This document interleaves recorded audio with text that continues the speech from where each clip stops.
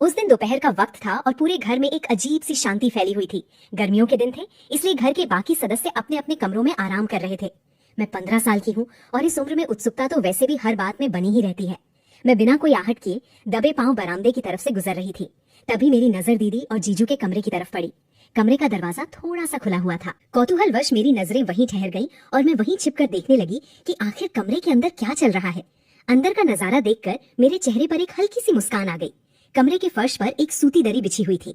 जीजू आराम से लेटे हुए थे और दीदी उनके पास बैठकर सरसों का तेल लेकर उनके पैरों की मालिश कर रही थी। दीदी बहुत ही प्यार और सलीके से जीजू के थके हुए पैरों पर तेल लगाकर धीरे धीरे चंपी कर रही थी। ऐसा लग रहा था जैसे पूरे दिन की भागदौड़ और थकान को दीदी अपने हाथों के स्पर्श से पल भर में दूर कर देना चाहती हो। जीजू अपनी आंखें बंद किए सुकून से लेटे थे। तभी मालिश करते करते दीदी के हाथों में काफी तेल लग गया था। दीदी जैसे ही थोड़ा और जोर लगाकर जीजू के पैर पर हाथ फिराने लगी, अचानक तेल की चिकनाहट की वजह से उनका हाथ फिसल गया। दीदी अपना संतुलन नहीं संभाल पाई और सीधे जीजू के ऊपर ही जा गिरी। पल भर के लिए कमरे में सन्नाटा छा गया। दीदी का चेहरा बिल्कुल जीजू के चेहरे के करीब था। दोनों की नजरें एक दूसरे से मिली और एक प्यारा सा शरारती माहौल बन गया। जीजू ने मुस्कुराते हुए दीदी को थाम लिया। दीदी थोड़ी शर्मा गई और उन्होंने उठने की कोशिश की, लेकिन जीजू का उन्हें छोड़ने का बिल्कुल मन ही नहीं कर रहा था। वे कुछ पल तक उसी तरह एक दूसरे को देखते रहे। दीदी का दिल धड़क रहा था और वे शर्माते हुए चुपचाप जीजू के सीने पर टिकी रहीं। आखिरकार थोड़ी देर बाद दीदी मंद मंद मुस्कुराती हुई धीरे से उठकर बैठी और अपने बिखरे बालों को संभालते हुए फिर से मालिश करने लगी। कुछ मिनटों के बाद जीजू ने कहा कि अब वे काफी थक गई होंगी और उन्हें भी थोड़ा आराम कर लेना चाहिए। इसके बाद जीजू उठे और उन्होंने दीदी को लेटने को कहा। अब बारी जीजू की थी। जीजू ने दीदी के पैरों में सरसों का तेल लगाना शुरू किया। वे बहुत ही ध्यान और प्यार से दीदी के पैरों की मालिश करने लगे ताकि उनकी दिन भर की थकान उतर जाए।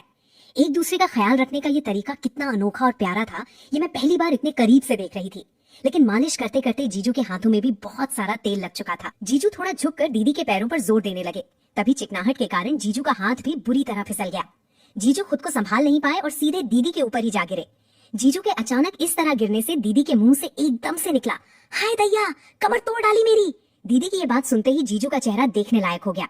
वे घबरा भी गए थे और साथ ही अपनी इस अजीब सी हरकत पर उन्हें हंसी भी आ रही थी। जीजू तुरंत उठ खड़े हुए, लेकिन उसी हड़बड़ी में तेल की शीशी उनके हाथ से छूट गई और उसका सारा सरसों का तेल छलक कर दीदी की पीठ और कपड़ों पर जा गिरा। जीजू का चेहरा अब पूरी तरह से उड़ गया था। वे एक तरफ तो दीदी की कमर दर्द की चिंता कर रहे थे और दूसरी तरफ पीठ पर फैले तेल को देखकर घबरा रहे थे।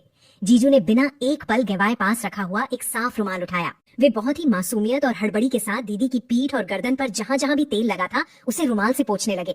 जीजू बार बार कान पकड़कर दीदी से माफी मांग रहे थे। अरे अरे, मुझे माफ कर दो, तेल की वजह से हाथ फिसल गया। सच में कमर में ज्यादा चोट तो नहीं लगी, सॉरी। दीदी जो पहले अपनी कमर पकड़कर बैठी थी, जीजू का इतना घबराया हुआ और मासूम चेहरा देखकर अपनी हंसी रोक ही नहीं पाई। उनकी हंसी छूट गई और वे मुस्कुराते हुए बोली कि वे बिल्कुल ठीक हैं।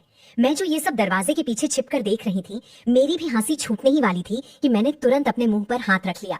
जीजू दीदी की पीठ से तेल साफ करते जा रहे थे और बार बार उनसे पूछ रहे थे कि कहीं ज्यादा दर्द तो नहीं हो रहा, जबकि दीदी जीजू की इस मासूमियत और हड़बड़ी पर मुस्कुराए जा रही थी। एक छोटी सी फिसलने की घटना और तेल गिरने के ड्रामे ने उन दोनों के बीच के माहौल को इतना खुशनुमा, रोमांचक और मीठा बना दिया था कि देखने वाला बस देखता ही रह जाए। आखिरकार जीजू ने रुमाल से सारा तेल अच्छे से साफ कर दिया और राहत की सांस ली। दीदी ने मुस्कुराते हुए जीजू का हाथ थामा और कहा कि उन्हें अब कोई शिकायत नहीं है। उन दोनों को इस तरह हंसते, शर्माते और एक दूसरे की परवाह करते देखकर मुझे एहसास हुआ कि सच्चा प्यार सिर्फ बड़ी बड़ी बातों में नहीं होता, बल्कि ऐसी छोटी छोटी मीठी नोक झोंक, गलतियों पर हंस देने और एक दूसरे का ख्याल रखने में होता है। मैं चुपचाप वहाँ से पीछे हट गई और मुस्कुराते हुए अपने कमरे में वापस आ गई। लेकिन उस दोपहर का वो दृश्य, सरसों के तेल की महक, जीजू का फिसल कर गिरना, दीदी का वो हाय दैया कहना और दोनों की खिलखिलाती मुस्कान हमेशा के लिए मेरे दिल में एक प्यारी सी याद बनकर बस गई।